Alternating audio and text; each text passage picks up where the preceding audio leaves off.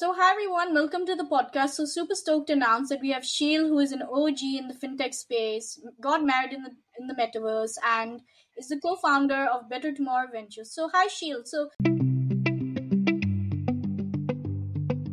Super thrilled to announce that today's episode is brought to you by an incredible sponsor, Akshat Jain. So, he's a fantastic resource for those of you who are interested in the world of venture capital and business.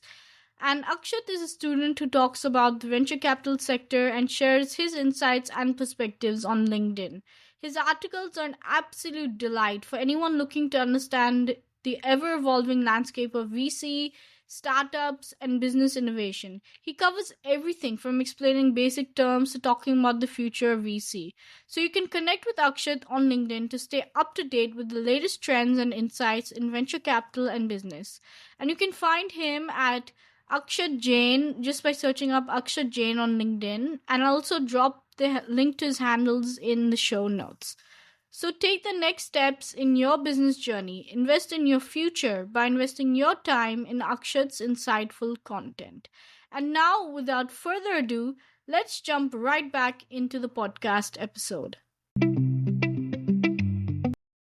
So, hi everyone, welcome to the podcast. So, super stoked to announce that we have Sheel, who is an OG in the fintech space, got married in the metaverse, and is the co-founder of Better Tomorrow Ventures. So, hi Sheel. So, you're pretty famous on Twitter for like this Taco Bell thing and the metaverse. So, why exactly do you love Taco Bell so much? And then, following up to that, if given the opportunity, would you actually invest in Taco Bell?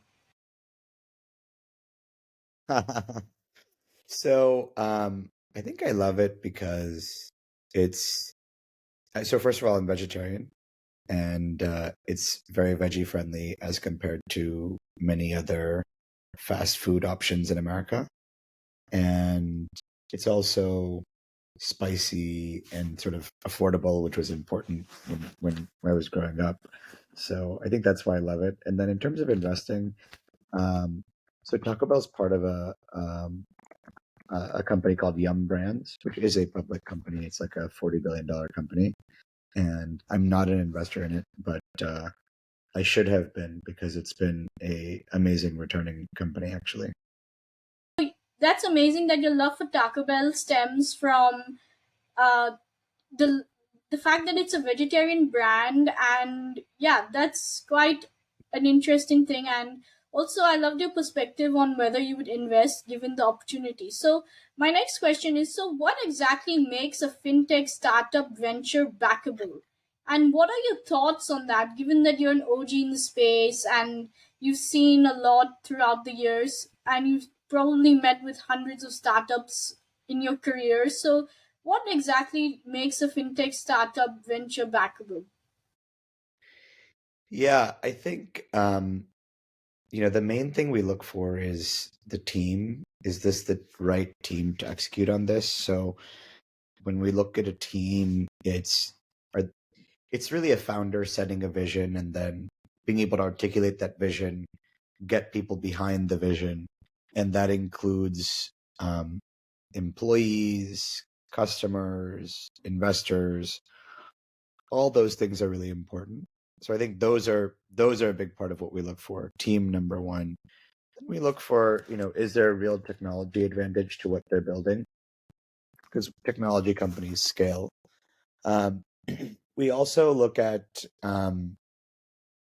I'd say, how big is the market is another thing we look at. So like total addressable market, is it big enough such that if these guys are successful, it's going to be a huge company? All those are components of what we look for. Okay, so just to sum up for the audience, so you look at the team, the tech advantage, and the TAM. So Yes.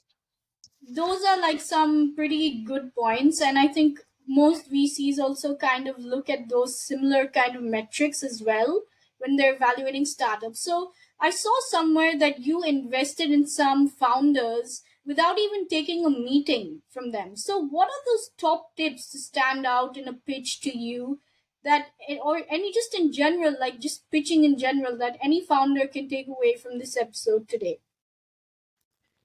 Yeah, I haven't invested in anyone without meeting them. So always post meeting. But tips are, get in touch through any means possible. A connection if you have one, but otherwise cold is just fine. And then, be articulate about what you're building. And if it's a fit, then it's a fit, and we'll chat.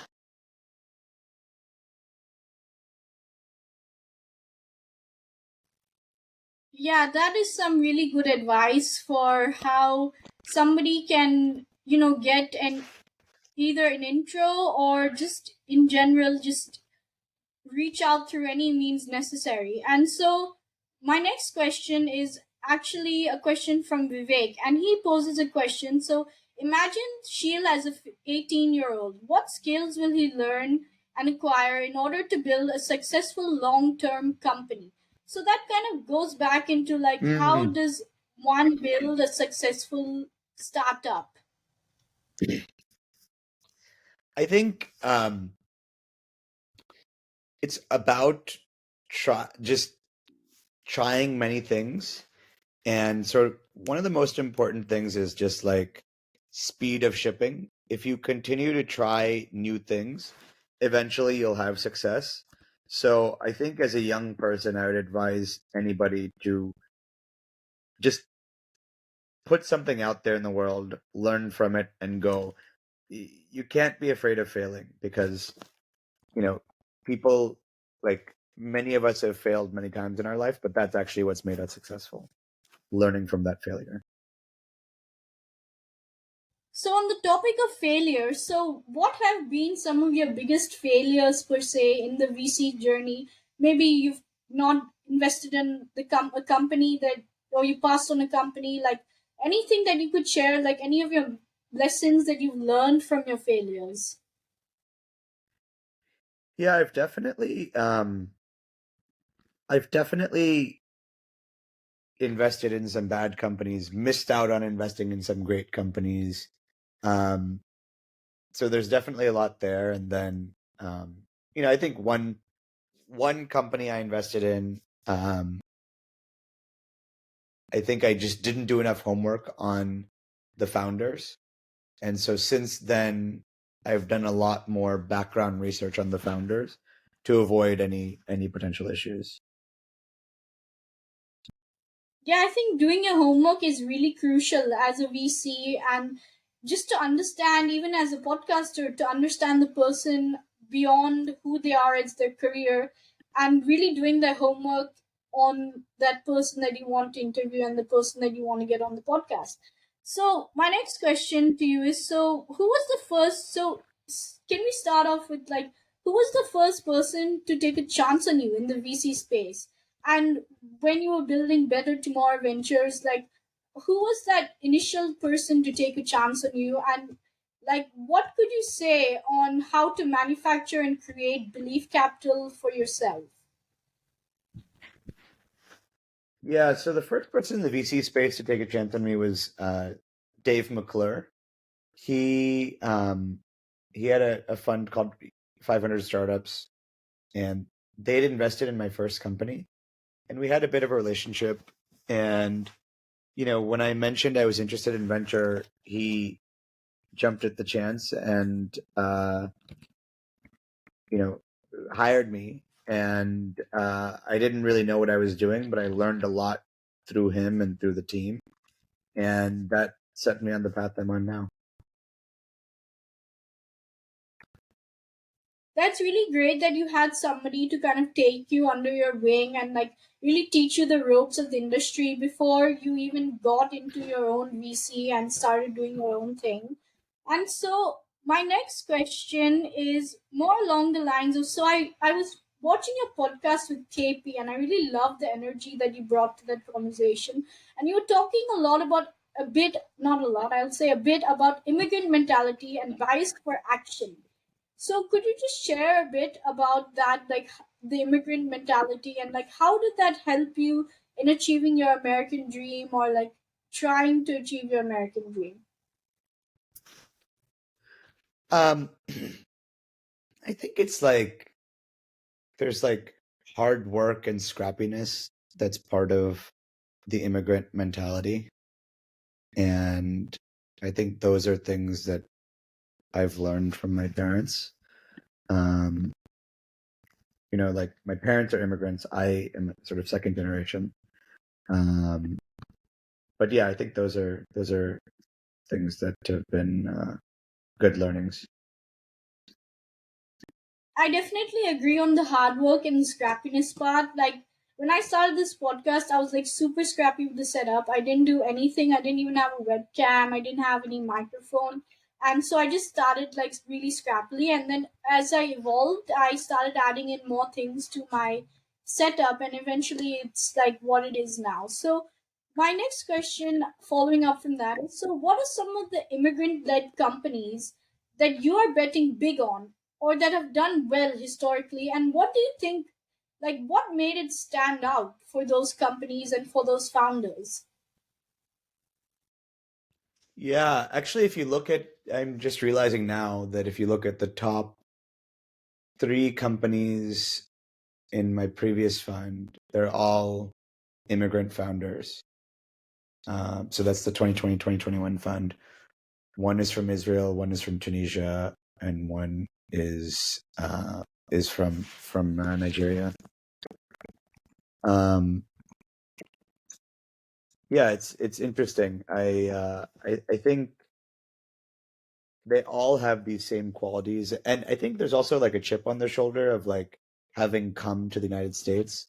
So I think all of these things are interesting and play a part in who they are today. So just to sum up for the audience, the chip on the shoulder and hustle and grit and having this mentality of scrappiness are all like traits that you've seen in immigrant founders. So my next question following up from that is, so what exactly is Better Tomorrow Ventures doing to support their immigrant founders in your portfolio and just to support immigrant founders in general? Like I know that you have like quite a phenomenal immigrant story coming with your father and like you as well. And so like could you share just like how you guys are trying to change the landscape? Yeah, we are. I don't think it's anything explicit.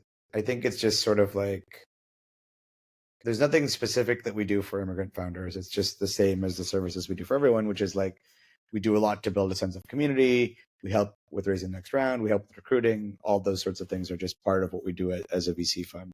Nothing specific, just for immigrants. So if you were to like say go out and start your own VC, a new VC focused only on immigrants, what would you do to help to support those type of founders and like what do you envision for that?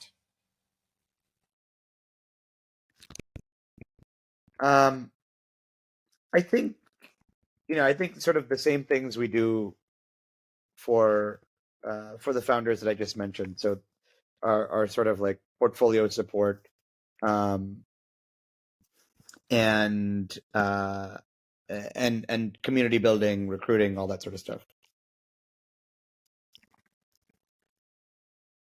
Okay, amazing. And so, what are some trends you're seeing in the VC space right now? Like, how could fintech be better, or how could VC be better in general? And given that you're like quite a seasoned VC and you're like an OG in the space, so like, what are your thoughts like on that? Yeah, I think there's a lot that could be improved about venture capital. The main thing is that I don't like is there's a lot of egos at play, and I think venture capital would be better off without those egos. And I wish we didn't have all of that in our world, but we do. There's a lot of insecurity, unfortunately. Yeah, so I've observed your Twitter, and you're like one of the nicest like VCs out there, comparatively speaking to some of the other VCs. So, like, what do you think? Like, how do you? What makes you like this like nice person on in VC? Like, is it like your upbringing, or like how did you exactly Huh. become like such a standout person like on Twitter VC? First of all, really appreciate you saying that. It's very kind. I think there's a lot of really great people out there on VC Twitter. I would say, you know, most of the people I consider my friends in this industry are similarly nice and kind. But if I had to say for myself, like, yeah, I think my parents, all credit to my parents for, you know, raising me the way I am.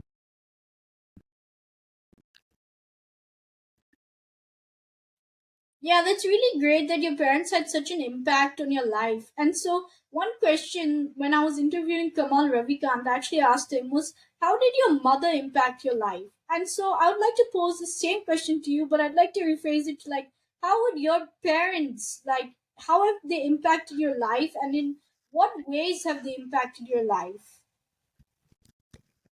Yeah, my parents have had a big impact on my life. I think they've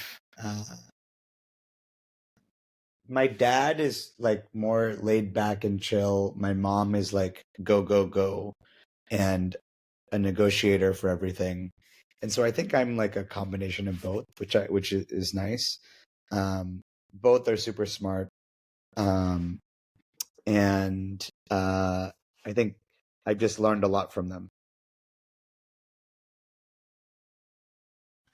I think it's really interesting, like how your answer is obviously very different from Kamal's because he had such a different upbringing and very different circumstances. But I think it's interesting to hear like your perspective as well of how your parents have like shaped your life, and like what different things both your parents brought to the table. So my next question is more like what the work you're doing at Better Tomorrow Ventures and Mint Accelerator. So there's like a couple of accelerators that are emerging out there, like YC is the more traditional one, and like many other For sure. players like HFO emerging. So what exactly differentiates Mint Accelerator from, say, the other accelerators, apart from the fact that maybe it has a fintech focus? Like, what are the other differentiating qualities amongst these accelerators? Yeah, so YC is, obviously super successful, built for scale, hundreds of companies a year. Ours is very specialized into the world of fintech. And, this first cohort, we have 7 companies and they work out of our office. So we believe that there's a lot to be gained by interactions in person. So ours is fully in person. All of our companies are here in the office.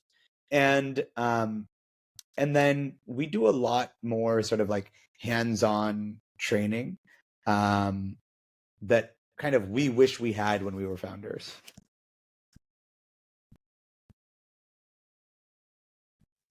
I think you made a really great point on the hands-on training part. I think that that's a really good way to like get some mentorship as well, like help from experienced veterans, and also put things into the practical perspective. So you mentioned that you were like a former founder, and I believe you may have had like an exit in your portfolio, or you're also an exited founder. So correct me if I'm wrong on either of those things, but yeah, what have been some of your like biggest learnings and mistakes as a former founder turned VC? Yeah, I think, man, there's so many mistakes, but I think sort of one mistake in the venture space is thinking that something won't succeed just because something similar to it in the past didn't succeed. And I've definitely made that mistake before. If you look at some of the consumer fintech companies that have been successful, there are many other companies before it that weren't. So, for example, Robinhood was not the first free trading app. Chime was not the first neobank, but they executed in a way that was very different. And I thought, um, okay, other people have failed in this space, so these guys will fail too. So, just expanding on that, so what made you think that Robinhood had failed, and like, if you were to invest in them, would you invest in them today? Like, given the opportunity, now seeing that like Robinhood has gotten whatever success, and like these neobanks have achieved whatever success they've achieved, would you invest in them today? Like, what are your thoughts on that? Yeah, so at the time there had been some other like low cost trading apps. Um, but I didn't realize that Robinhood was reaching an entirely new audience. And they reached that audience by being mobile first and having a very user friendly app. And, they executed super well. And so, I missed out on that one. I think there are other, you know, there are other companies that came after it that haven't been successful. So I think it was really kudos to them on execution.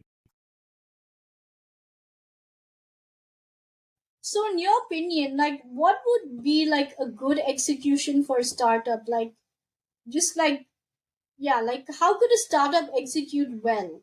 Like, following in the footsteps of Robinhood or like some of these other companies, like, how could they execute better?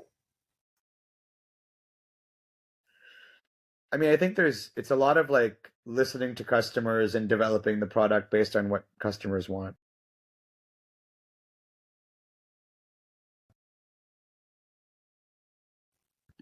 That's so true. Customers are really key to any business, any startup, and any podcast also, or like anything that you're doing. You need to have like good customers in the pipeline, and you always have to be like interacting with them and like learning from your customers. So my last question to you is, so you were involved with the pitch. I think you were like a producer or like a founder of the pitch show which got acquired by Gimlet. So you've seen the pitch go from podcast concept to acquisition. So what are some of those kind of big mistakes or learnings?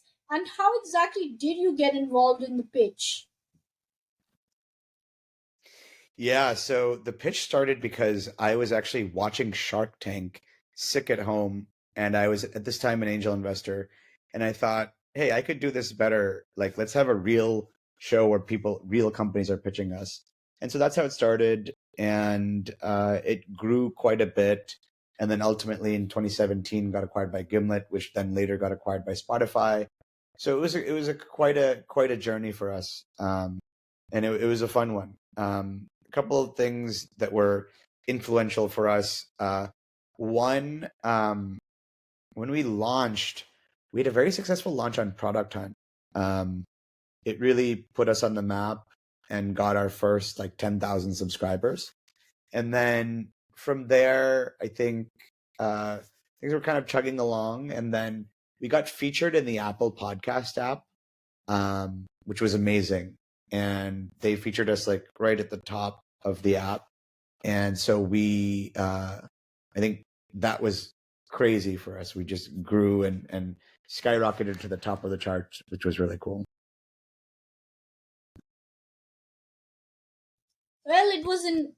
I think you made some good points. I think Product Hunt is definitely an untapped potential even for startups, not just for podcast hosts as well, to get that initial sense of like traffic and stuff. And yeah, I think getting featured also, just to sum up for the audience, Product Hunt and a successful Product Hunt launch and a feature in Apple Podcast can really help to accelerate the growth of a podcast. And so my next thing was, so I just wanted to understand from you, like, how can the audience reach you, and like how can they pitch potentially to Better Tomorrow Ventures? Yeah, I would say, cold emails do work, cold DMs, make sure you're a right fit for us. Um, but yeah, all those things work. If you can get an intro, that's great, but if not, totally fine to go cold. Oh, and so on the point on cold emailing, so what are your top tips for people who cold email to you? Like, Just to close it off, like what could you share? It's important to be to the point and make sure that we're the right fit for you. 90+% of the cold emails I get are not a fit for me because they haven't done their homework. They haven't read our website. They don't know what we like. But those things are really important, obviously. Amazing.